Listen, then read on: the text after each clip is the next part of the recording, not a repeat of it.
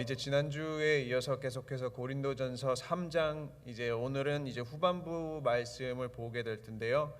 이제 지난주에는 고린도전서 중반부를 이제 그 10절에서 15절 중반부를 볼 수 있었는데, 이제 여기 3장에서는 그 사도 바울이 많은 비유를 사용하면서 고린도 교회의 문제점에 대한 답과 또 이렇게 권면을 하는 것을 볼 수 있었습니다. 처음에는 고린도 교인들을 어린아이에 비유하는 것을 봤고, 또 두 번째는 고린도 교인들을 어떤 경작물로 비유하는 것을 봤고, 그렇죠? 바울이 씨를 심고 아볼로가 물을 주고 또 자라게 하는 이는 예수 그리스도라라는 것을 이렇게 많은 비유를 통해서 권면하는 것을 볼 수 있었는데, 지난주에는 이제 그 교회로서 복음을 전파하고 교회를 세우는 것을 마치 건축물을 짓는 것으로 표현하는 것을 볼 수 있었습니다. 그러면서 이제 주님의 몸된 교회, 그렇죠? 복음의 건축물을 세울 때는 조심한 마음으로 세워야 한다는 것을 볼 수 있었습니다. 오직 그리스도가 기초가 되시고 그리스도가 터 되시는 위에 우리 모두는 지금 어떠한 건축물을 지어야 하는 그런 책임을 가지고 있는데, 과연 어떠한 마음가짐으로 짓고 있는가라는 것을 이렇게 생각해 볼 수 있었습니다. 그러면서 사도 바울이 말하는 것은 우리가 조심한 마음으로, 그리고 또 보았던 것은 이제 그 3장 10절 15절의 이제 전반부에서는 복음의 건축물을 이렇게 조심스러운, 그죠, 마음가짐을 말하고 있었더라면, 그 후반부에서는 우리가 과연 어떠한 재료를 사용해야 하는가라는 것을 볼 수 있었습니다. 그러니까 이제 모든 크리스찬들은 각자의 재료로 이제 건축물을 짓고 있는데, 그러니까 누구는 짓고 누구는 짓지 않는 것이 아니라 모든 사람들이 각자의 재료로 이제 건축물을 짓고 있는데, 그 재료가 과연 무엇인가라는 것을 본 것입니다. 그러면서 그 재료가 견고한, 그리고 불의 시험을 견딜 금, 은 또는 보석으로 지었을 수도 있고, 아니면은 허술하고 불에 없어질 나무라든지 풀이라든지 짚으로 이제 건축물을 지을 수도 있다라는 것을 볼 수 있었습니다. 그러면서 이제 사도 바울이 권면했던 것은 어떤 복음의 건축물을 일시적인 것으로, 그렇죠, 사라질 것, 그 봤던 것이 사라질 것은 내 소견, 내 지혜로 짓는 것이 아니라 오직 영원한 참된 지혜이신 예수 그리스도를 근간해서 지어야 한다는 것을 볼 수 있었습니다. 또 이제 설교를 시작하면서 제가 우리 사랑하는 친구교회 성도님들에게 또 한번 조심스럽게 여쭈어 보고 싶은 것은, 이제 지난 한 주간 사시면서 혹시 복음의 건축물을 잘 세우셨는가요? 아니면은 무너뜨리셨는가요? 그렇죠? 이게 복음의 건축물을 세우는 일에 있어서는 나이, 직분, 사회적 위치 그런 거를 다 떠나서 각자의 그 하나님께서 주신 맡은 역할이 있는데, 어린아이들도 어린아이 나름의 책임이 있고, 어른들도 어른도 그렇고, 가난한 사람도 그렇고, 부자도 그렇고, 배움이 많은 사람, 배움이 없는 사람, 그렇죠? 하나님께서 각자의 위치에 주신 복음의 건축물을 잘 세워야 하는 모든 사람에게 동일한 책임이 있습니다. 근데 그 책임을 우리가 조심스러운 마음으로, 내 소견으로 하는 것이 아니라 조심스러운 마음으로, 그리고 언제까지? 예수님께서 다시 오실 때까지, 그렇죠? 우리가 세운 건축물이 마지막 때에 시험을 받을 때까지 열심히 그 책임을 이제 임무를 완수해야 하는 것입니다. 우리 사랑하는 친구교회 성도님 여러분들, 설교를 이제 시작하면서 건축물을 잘, 그렇죠, 세우시는 우리 친구교회 성도님들이 되시기를 기도합니다. 그러면서 이제 16절하고 17절 제가 읽겠습니다. 너희는 너희가 하나님의 성전인 것과 하나님의 성령이 너희 안에 계시는 것을 알지 못하느냐? 누구든지 하나님의 성전을 더럽히면 하나님이 그 사람을 멸하시리라. 하나님의 성전은 거룩하니 너희도 그러하니라. 아멘. 이제 이 말씀은 이제 앞절에서 사도 바울이 어떤 고린도 교인들에 대한 책임, 그렇죠. 고린도 교인들의 잘못된 어린아이와 같은 생각의 책임에 대해서 권면을 한 뒤에 바로 또 이어서 시선을 한번 고린도 교인 자신에게 돌려서 자기 자신을 한번 살펴보도록 지금 권면하고 있는 것입니다. 그렇죠. 어떻게 보면 사도 바울이 굉장히 지금 따끔한 말로 너희가 알지 못하느냐. 그렇죠. 영어로는 don't you know. 이게 고린도 교인들이 자기 자신이 하나님의 성전이었던 것을 모르는 것이 아니라 알았는데 그렇게 행동하지 않았기 때문에 너희가 알지 못하느냐라는 말로 굉장히 찌르는 말로 이렇게 훈계를 하는 것을 보고 있는데, 이 16절 17절 말씀 안에는 굉장히 주옥 같은 것들이 너무나 많은데 다 볼 수는 없고 이제 권면하는 세 가지 정도만 간략하게 보고 한번 이제 생각해 보겠습니다. 이제 첫 번째로 이제 16절 17절에서 생각해 볼 수 있는 것은 우리가 바로 하나님의 성전이라는 것입니다. 이제 사도 바울은 예수 그리스도를 믿고 구원을 받은 성도들을 하나님의 성전이라고 오늘 말하고 있습니다. 근데 여기에서 중요한 것은 이것은 어떤 성도 개인도 포함되지만 성도들의 공동체, 성도들의 모임인 교회도 그러한 것입니다. 그러니까 고린도전서 1장에서 지금까지 쭉 보았던 것이 예수 그리스도가 내 구주만 되는 것이 아니라, 나의 주만 되는 것이 아니라 우리의, 그렇죠, 그 하나님께서 주신 은혜가 고린도 교회 모두에게, 우리에게 동일하게 역사하셨던 것처럼 나만 하나님의 성전이 아니라 우리 모두 공동체가 하나님의 성전이라는 것입니다. 나만이 아니라 우리 모두가. 근데 여기서 여쭤볼 것이 하나 있는데, 혹시 여러분은 이제 성전 하면은 어떤 것이 생각나십니까? 특정한 이제 건물이라든지 그런 것이 생각나시지 않으십니까? 근데 여기에서 이제 한국어로 번역된 성경에서 이제 성전이라고 이제 번역되어 있는 단어가 그 헬라어로는 두 개가 있는데, 하나는 히에론이라고 이제 성전 지역, 그냥 성전 지역을 뜻하는 단어가 있고, 하나는 나우스라고 이제 거룩한 장소를 뜻하고 있습니다. 그러면 여기에서 질문은 그 16절에서 이제 너희는 하나님의 성전인 것과라고 했을 때 어떠한 성전을 사용하고 있을까요? 그냥 성전 지역을 뜻하고 있을까요? 아니면은 어떤 거룩한 장소, 어떤 거룩한 장소를 뜻하고 있을까요? 여기에서 오늘 16절에서 나온 성전에 해당되는 단어는 어떤 특정한 거룩한 장소를 염두하고 있는 것입니다. 그냥 단순히 그냥 어떤 성전 지역 그런 것을 얘기하는 것이 아니라 거룩한 장소. 근데 이게 중요한 것은 이제 성경을 보면서 유대인들에게 성전이라고 말했을 때는 대부분의 사람들이 아마도 예루살렘 성전을 생각하지 않았을까 합니다. 유대인들에게 예루살렘 성전은 하나님의 집, 그렇죠? 하나님의 전. 더 나아가서 어떻게 하나님의 임재가 거하시는 장소로 이제 굉장히 중요한 곳으로 여겨졌기 때문에, 그렇기 때문에 이제 예수님께서 그 요한복음 2장 19절에 너희가 이 성전을 헐라 내가 사흘 동안에 일으키리라라고 말씀하셨을 때 유대인들은 예수님이 이제 성전 모독죄를 범했다고 이제 생각했던 것입니다. 그 성전이 너무나 중요한 것이기 때문에, 하나님의 임재가 거하시는 곳이기 때문에. 물론 이제 예수님께서는 그 성전을 말할 때 자기 자신을 말하셨던 것이고, 예수님을 못 박은 유대인들은 그것을 이해를 하지 못했지만, 확실히 알 수 있는 것은 성전을 굉장히 유대인들이 중요시하게 여겨졌다는 사실입니다.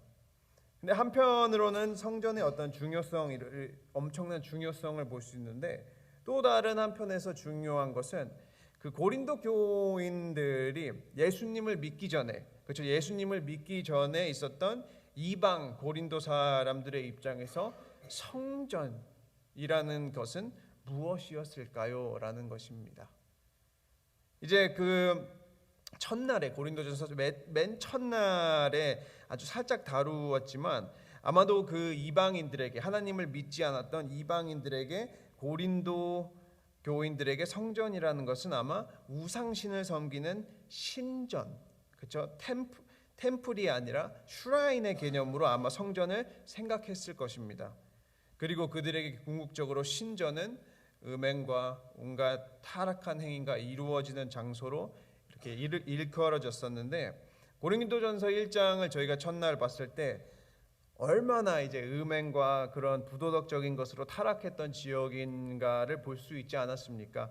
이제 하나를 예를 들자면, 그때 당시 이제 고린도 지역에 이제 그 아프로디테 여신을 숭배하는 신전이 있었는데, 그 안에 여사제들이, 그러니까 이제 창기들이 1000명이 항상 대기하고 있을 정도로 굉장히 더럽고 그 이제 부도덕적인 일들이 많이 일어났던 지역이었는데, 근데 그 가운데서, 그렇죠? 그 지역 가운데서 하나님께서 고린도 교인들과 사도 바울과 또 아볼로를 통해서 예수 그리스도를 믿게 하시고 양육해 하신 것입니다.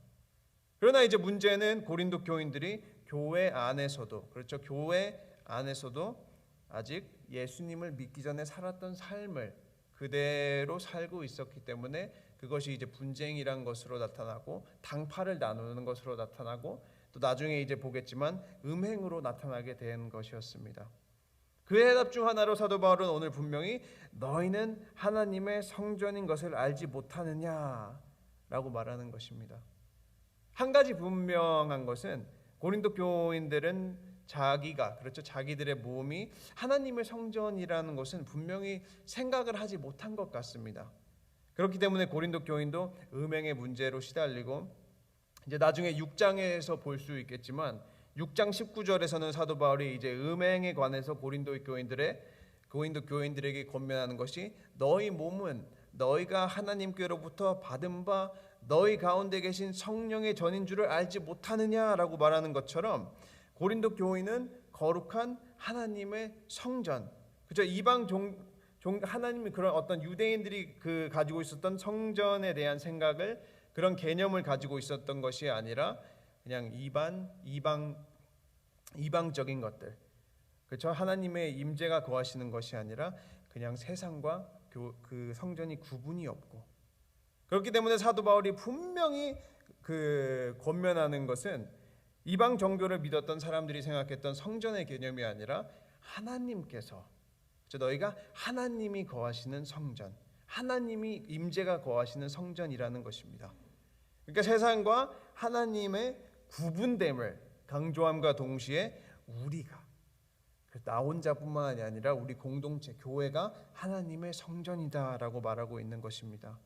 그러니까 예수님이 오시기 전에는 이스라엘 백성들이 성막이나 성전의 지성소에 하나님의 임재가 나타나고 하나님의 영광이 나타난 것을 볼 수 있지만, 이제는 예수님을 통해서 성도들의 개인과 교회 안에, 그렇죠, 공동체 안에 항상 임재하시고 있다는 것을 말하고 있는 것입니다. 그러니까 우리가, 여러분들이, 그렇죠, 이 교회가 하나님의 성전인 것입니다.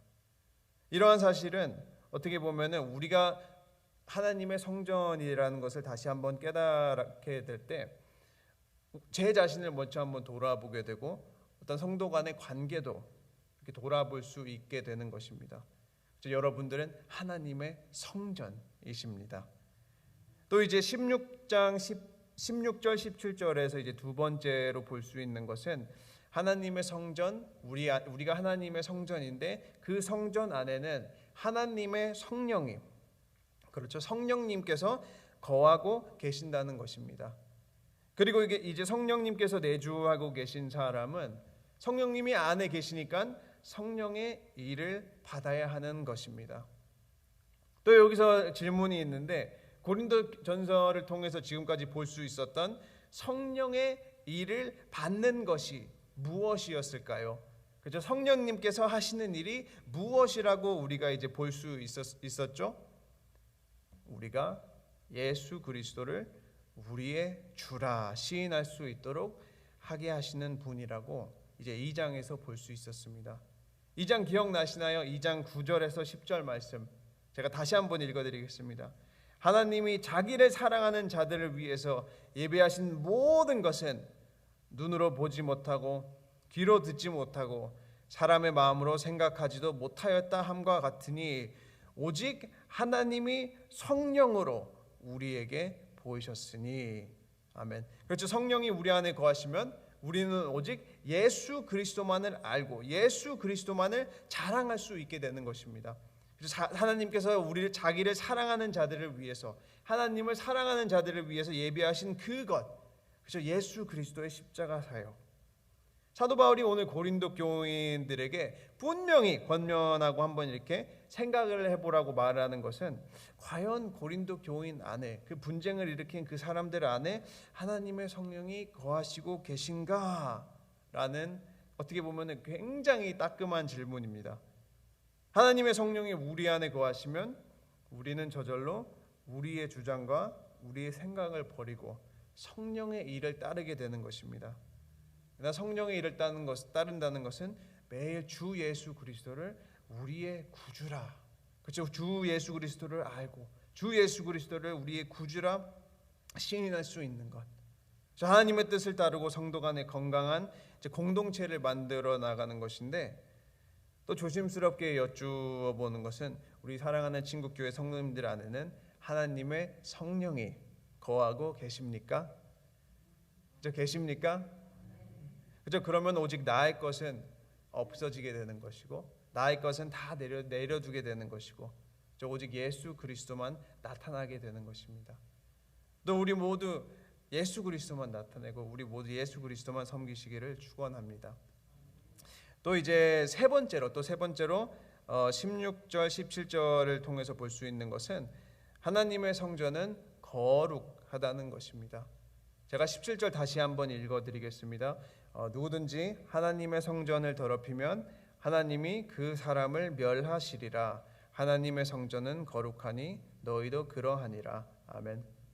여기서 이제 원어는 더 강력하게 표현을 하고 있는데 그 개역개정이 번역한 더럽히면, 그렇죠? 더럽히면과 멸하시리라라는 사실 이 두 단어는 같은 단어입니다. 이것을 이제 원어랑 가장 가깝게 번역을 하게 되면은 누구든지 하나님의 성전을 파괴하면 하나님이 그 사람을 파괴하리라. 굉장히 무시무시하지 않습니까? 그만큼 하나님의 성전과 그 성전 안에 있는 거룩함은 필수인 것입니다. 구약 시대에도 볼 수 있었듯이 어떤 성전을 더럽히거나 성전을 모독하게 되면은 사형을 당하기도 하고 이스라엘 백성으로부터 이렇게 축출이 되는 경우가 많았는데, 이와 같이 하나님에 속한 모든 것들은 거룩해야 하는 것이 정상이고 특히 하나님의 성전, 그렇죠? 우리 몸뿐만이 아니라 우리 그 공동체도 거룩해야 한다는 것입니다.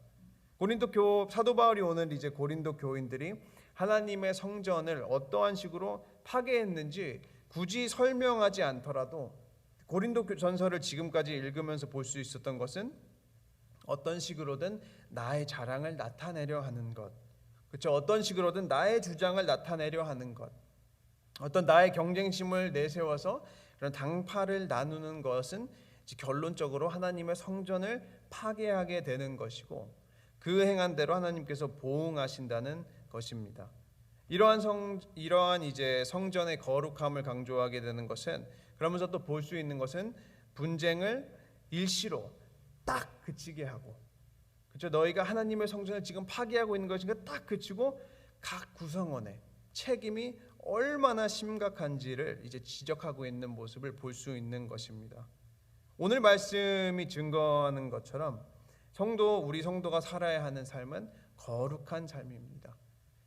그렇다고 갑자기 마치 자기가 이제 특별한 사람이 된 것처럼 어떤 세상과는 동떨어진 삶, 그렇죠? 너 다 필요 없어, 나 거룩하니까 오지 마, 약간 그런 삶을 사는 것이 아니라 세상 가운데 있더라도 세상을 본받지 않고, 그렇죠? 세상에 있지만 세상을 본받지 않고 오직 하나님의 뜻만 추구하고 이제 살아가는 것이 거룩한 삶을 사는 것입니다. 악을 미워하고, 그렇죠? 악을 미워하고 하나님을 사랑하고 또 하나님을 사랑하는 만큼 이웃을 사랑하는 것이 사도 바울이 고린도 교인에게 권면하는 것이고, 또 말씀을 통해서 우리에게 이제 권면하고 있는 것입니다. 또 어떻게 보면은 이 거룩이라는 것이 성도의 그죠, 거룩해야 한다라는 것을 생각했을 때 대부분의 많은 사람들이 부담스럽게 생각하는 경우가 굉장히 많은데 전혀 그렇지 않습니다. 이제 고린도 교회를 또 다시 한번 생각해 봤을 때 하나님께서 이방인이고 죄 가운데 있었던 고린도 사람을 은혜로 부르셔서, 그렇죠, 고린도 사람을 그 사람들이 잘나서 부르신 게 아니라 은혜로 부르셔서 성령님이 거하시는 성전으로 자라게 하신 것처럼 내가 아무리 부족하더라도, 그죠, 내가 아무리 지금 어떠한 안 좋은 상황에 있더라도, 어떠한 몸이 안 좋더라도, 또는 질병 가운데 있더라도 하나님께서 우리를 은혜로 부르셨기 때문에 성령님이 거하시는 성전으로 쓰임 받을 수 있는 것이구나 라고 엄청난 감격과 그런 엄청난 감사가 나오게 되는 것입니다. 나 같은 사람도, 그렇죠, 나같이 부족하기 끝이 없는 사람도 하나님이 은혜로 부르시니까 성령님의 거하시는 성전으로 사용하시는구나 라는 것입니다.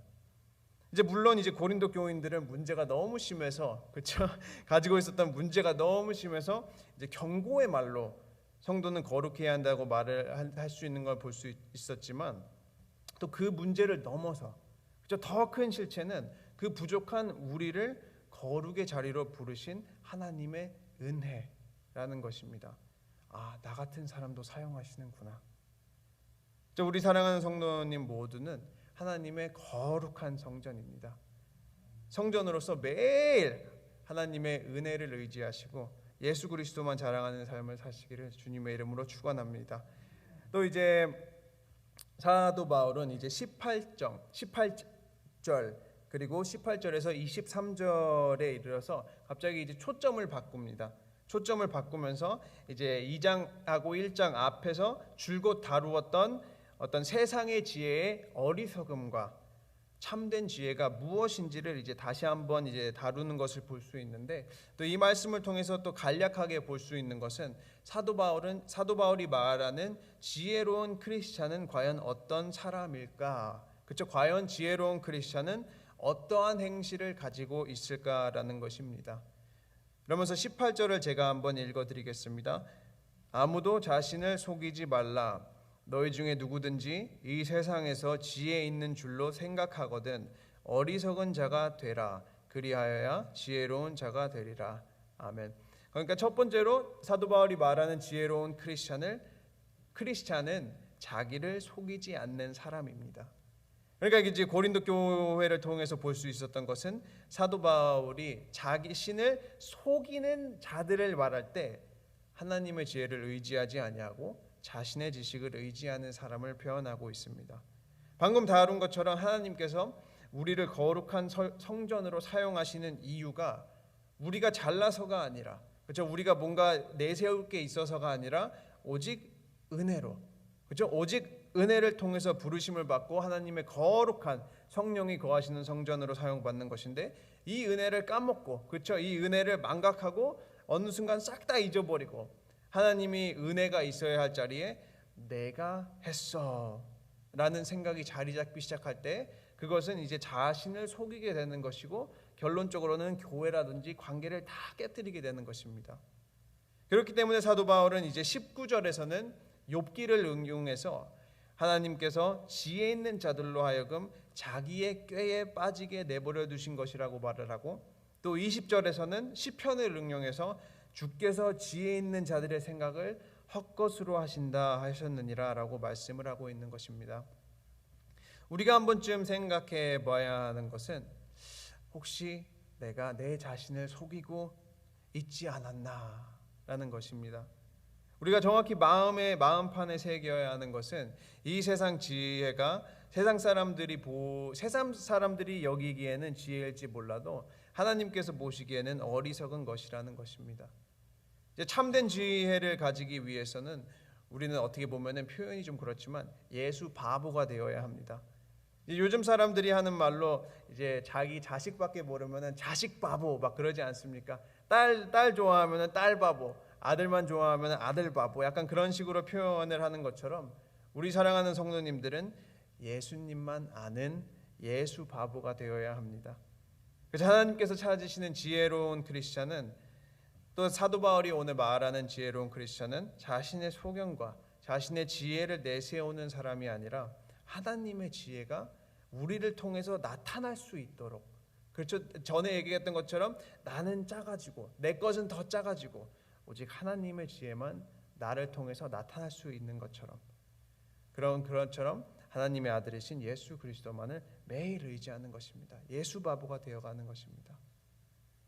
또 이제 마지막으로 21절을 통해서 볼 수 있는 지혜로운 크리스찬은 사람을 자랑하지 않는다라는 것입니다. 21절에서는 그런즉 누구든지 사람을 자랑하지 말라, 만물이 다 너희 것임이라 라고 말하는 것처럼 바울이나 아볼로나 베드로나 그 어떤 사람도 내세움의 대상이 되어서는 안 되고, 교회 안에서도 어떤 사람도 이렇게 자랑거리, 그러니까 건강한 자랑거리가 아니라 자기만의 주장을 나타내는 그런 자랑의 거리가 되어야 하지 않는다는 것입니다. 이 이유는 모든 믿음의 사람들은 궁극적으로는 하나님의 영광을 위해 쓰임받는 도구인 것이고, 그죠? 바울이 고린도 교회에서 1년 반을 사역을 한 이유도, 그죠? 아볼로가 바울이 오고 난 뒤에 또 고린도 지역에 가서 복음을 전파한 이유도 모두 하나님의 영광을 나타내기 위함이고, 또 성도들의 유익을 위한 것이기에, 그렇죠? 그 유익을 누리는 성도들은 하나님께만, 그렇죠? 어떤 도구에게 그 영광을 돌리는 것이 아니라 그 도구를 사용하시는 하나님께 영광을 돌려야 한다고 말하고 있는 것입니다. 21절 22절에서 이제 두 번 너희의 것, 그래서 너희의 것이라는 것을 강조하는 이유가 사도 바울이나 그 어떤 사람이 우리의 목표가 되는 것이 아니라 참된 목표이신 하나님의 영광에 이르게 하는 도구이기 때문에 너희에게, 또 너희에게 라고 이렇게 강조하는 것을 볼 수 있습니다. 우리의 궁극적인 통치자는 하나님의 아들이신 예수 그리스도이시고, 우리 모두는 자기 자신이나 어떤 특정한 사람을 자랑하는 것이 아니라 오직 예수 그리스도만 자랑하는, 그렇죠? 사람을 내세우는 것이 아니라 예수 그리스도만을 내세우는 예수 바보가 되어야 합니다. 또 이제 오늘도 설교를 마무리 지으면서 사랑하는 친구교회 성도 여러분, 오늘 이제 새 하루를 사실 때 죄를 떠나서, 그렇죠, 거룩한 성전으로서, 성령이 거하시는 거룩한 성전으로 오직 주님만 바라보고 예수 그리스도만 자랑하시는 예수 바보님들이 되시기를, 그렇죠, 또 하나님의 자녀로서 그 좋은 은혜들과 좋은 특권들을 많이 누리면서 사시기를 주님의 이름으로 또 축원합니다. 기도하시겠습니다. 좋으신 하나님 감사합니다. 오늘 말씀을 통해서 다시 한번 깨닫는 것은 우리는 하나님의 성령이 거하시는 성전이라는 것입니다. 성전은 항상 깨끗해야 하고, 또 성전 안에서는 하나님을 향한 예배가 끊이지 않는 것처럼 우리 삶 가운데서도 죄 가운데 걷지 아니하고 오직 하나님만 예배하는, 또 매일 찬양하는 삶을 살 수 있도록 도와주시옵소서. 주님, 또 주님 또 간구하는 것은 우리가 건강한 교회를 세우고 하나님의 보시기에 합당한 공동체로 성장하길 원하오니, 각자의 것을 주장하고 내세우는 것이 아니라 오직 협력하여 선을 이루며 오직 예수만 자랑하는 삶을 살 수 있도록 하여 주시옵소서. 주님, 또 특별히 기도하는 것은 우리 사랑하는 하나님의 아들 김영만 장로님과 또 교회의 몸이 불편하신 많은 환우들을 위해서 기도합니다. 힘듦과 고통 가운데서도 하나님의 힘과 능력으로 함께하여 주시고 속히 회복될 수 있도록 은혜 내려 주시옵소서. 주님, 이제 남은 시간 기도할 때에 항상 함께하여 주시고 간구하는 모든 것 믿음 안에서 이루어질 수 있도록 하여 주시옵소서. 주님 감사드리며 또 사랑하며 예수님 이름으로 기도드렸습니다. 아멘.